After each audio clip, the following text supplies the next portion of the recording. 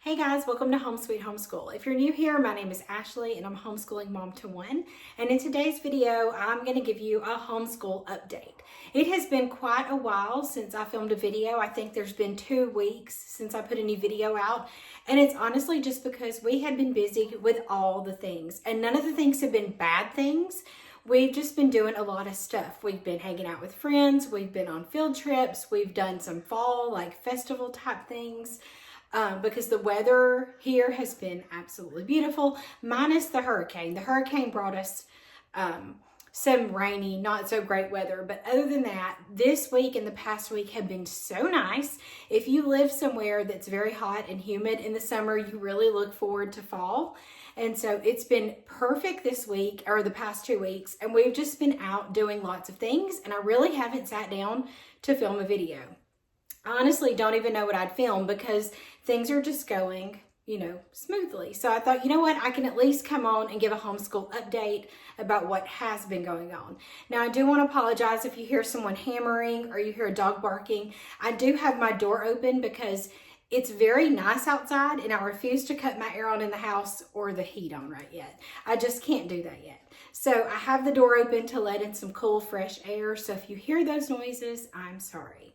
So let's get into a homeschool update. I'm just going to share with you what's happened since our last update. So this really will cover like end of September into October, because by the time you watch this, October will be almost over. I feel like October, it's my favorite month and it goes by so fast. All of these, October, November, December, just seem to fly by. So let me just give you a little bit of an update of what's been going on. So we'll just talk about things that are going good, things that we like, all that good stuff. So first and foremost, I love this planner. So I've never used the Well-Ordered Homeschool Planner. Tried it out this year and I love it. I love the quality of it. I like how it's laid out. I just love it. I'll just show you like a week that we finished. I love it because I can just put, everything I need to in here, and I just highlight when we get it done. I don't know. I just love it. I think it's a good quality planner. And if you're thinking about planners for next year, give them, think about them because they do sell out. So you want to make sure you get one, early in the year. So I actually love it. I'm also loving how I am recording my son's hours for high school. So he's a 10th grader and I have been I use a combination of Google Sheets when I have time to sit down at my laptop and enter in all the times and stuff. But what I have been doing is just in this planner, I have the student tracker from Gather Round and I just go in there as we are using it. And I don't sit down and do it every day. So like this is the world history so far. But I have been trying to really at the end of the week to go in and try to backtrack and fill this in. And it's time that I sat down and filled this in. So when I'm done with this video, I'm going to take this outside and I'm going to fill in the rest of our times and grades to go into the tracker. So if you are using Gather Round for high school or you're thinking about what does that look like, I do have a couple of videos about it. And I do show you how I used it like for middle ages, if you want to check that out. But yeah, you can purchase the student tracker from them and you're able to, this is like the language arts that he's encountered so far. This was just for Vikings. But I finally feel comfortable tracking it this way, tracking the time and tracking his grades. And so that's going really good. All right, what's next? Let's talk about math. So we use Learn Math Fast because my son has ADHD and it is just the one math program that has clicked with him and it works for him. And so while I wouldn't say that math is his favorite subject because it's absolutely not, it works. That's what I'm going to say. So we finished up this is actually the volume 4 basic geometry. So it's really like a review of just basic geometry concepts. And I'm not going to lie, it was a little challenging for him. There's a lot of formulas just with geometry that you need to know. You need to know how to use them. And so it was a little bit of a challenge for him. And I'm not going to sit here and tell you that he loves geometry. He thought it was going to be better than Algebra 1, but he doesn't like geometry either, but I'm going to be honest, I don't like it either. So that was the one class. There's two classes in high school. I hated chemistry and I hated geometry. Proving like the proofs and things, I hated. And I barely got out of that class, barely. So we made it through this book and we have moved into the high school geometry book by Learn Math Fast. So we're making it, we do it, but it's challenging. He doesn't have a really good attitude about it. I'm not going to sit here and lie like it's perfect, because I know there's other kids out there that don't like math or that fuss about something, and he doesn't like it. He sees no point in it. He doesn't enjoy it, but you know what? We're making it through. We're going to make it through. So this was okay. It's a great book. He just has an attitude and doesn't really like math. So there you go. That's done. We finished that. We've moved on. All right, what else are we doing right this minute, or since the last time I talked to y'all? So we have been reading The Voyage of the Dawn Treader. I know this is not high school level reading material, but he had never read the Chronicles of Narnia, and he actually was never interested in it. I read it a couple of years ago because it was something I never read as a kid. I actually didn't even know about it until I was an adult, and I don't know why. But I watch Autumn Kern. I think her YouTube channel is The Commonplace, and she did a whole episode about the Chronicles of Narnia, and she gave you an order that she thinks that they should be read in and why. And so that's how I read them, and that's how I'm reading them with my son. And we have made it. We're on The Voyage of the Dawn Treader right now. We'll be finished with it by the end of October. He has really enjoyed it. What made him want to read C.S. Lewis was he's really into the Lord of the Rings and Tolkien. And so he knew that they knew each other and they knew about each other's works and they were friends. And so he wanted to read this. And he really loves The Lion, the Witch, and the Wardrobe. And he says he's not really into Voyage of the Dawn Treader as much as the other ones that we've read. So that's what we're reading right now. I think we're going to pause after this one and read something different, but he does want to finish the Chronicles of Narnia. So if you've never read this series, I do urge you to give it a try. It is so good. I love it. I think if I'd have read it when I was younger, I'd have really loved it, because I love this whole set. It's great. So that's what we're reading. That's going good. We'll put that in that stack. Another thing that's going great is we are on tomorrow we will be on lesson 14 of Vikings. Well, by the time you watch this, we'll be a little bit further than that, but we are doing the Vikings unit from Round Homeschool, and it is awesome. We have a real world history, so we've already done ancients, we've done Middle Ages, and now we're doing Vikings. And it's amazing to me how much he already knows about the Vikings. That's something he's interested in. He knows a lot about Norse mythology. He plays some video games that have this in it. He actually reads a manga that's called Vinland Saga that's about this. And so he had a lot of background information already from playing the video games. And yes, we play video games in our house. No, I don't have a problem with it. I actually have a whole video about how I feel about video games. So he knew a lot of this stuff already, or it's really neat to be reading this stuff. And he's like, hey, that's in that game I play, or that's the name of a character in Vinland Saga. And so he's known a lot about it, and he's really enjoyed it. He loves history. And so this unit has been great. One thing I've noticed about this unit that I really like about the student notebooks is I've noticed there's a lot of good writing in it. A lot of good practice for him. They're writing a short story. There's a chance to write a saga. You write an apology letter.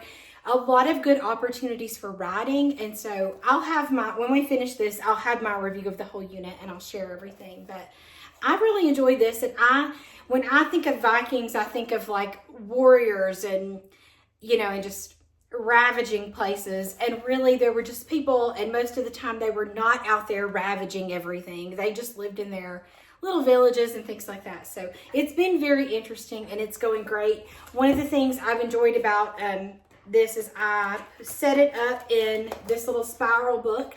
If you haven't purchased one of these from Amazon and you print unit studies or things like that, or you need to separate curriculum, this little 24 spiral folder is amazing. It works great for Gather Round and Campfire so that you can separate each lesson and put whatever you need for each lesson. So if you do have extra printables or extra things you want your kids to read or the research, whatever it is, you can put it by lesson and you just keep everything so neat and tidy. And I just take it out and put it on his clipboard for the day, you know, whatever he's going to use. And then in the back, I keep the stuff that is in the appendix. So like the spelling cheat sheet, the vocabulary.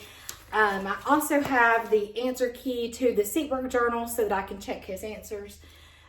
So just really anything he needs, the recitation, everything's in here. I love this. It has so many pockets. So I do have it linked in my Amazon store if it's something you would want to pick up. So that's an awesome way to bind things if you do not want to buy a binding machine, but you want some way to keep the stuff together. This is awesome. All right, what else are we going to talk about? Okay, so I know what we're going to talk about. If you watch my curriculum videos, it was like end of April, May, some went into June. I even warned you then.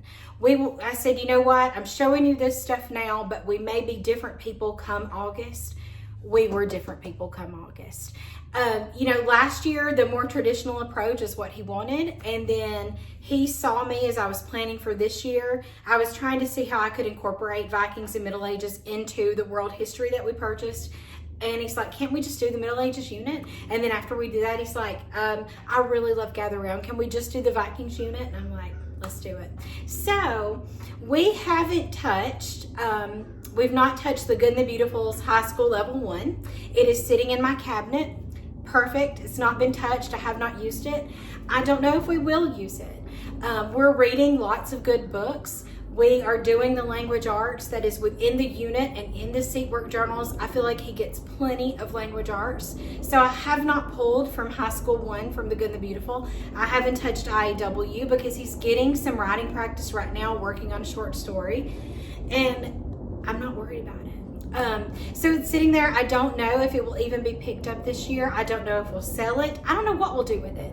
We are really taking it month by month and kind of seeing what his interest is and what he wants to learn about next. And then I'm just making it fit into his high school transcript. That's what I'm doing.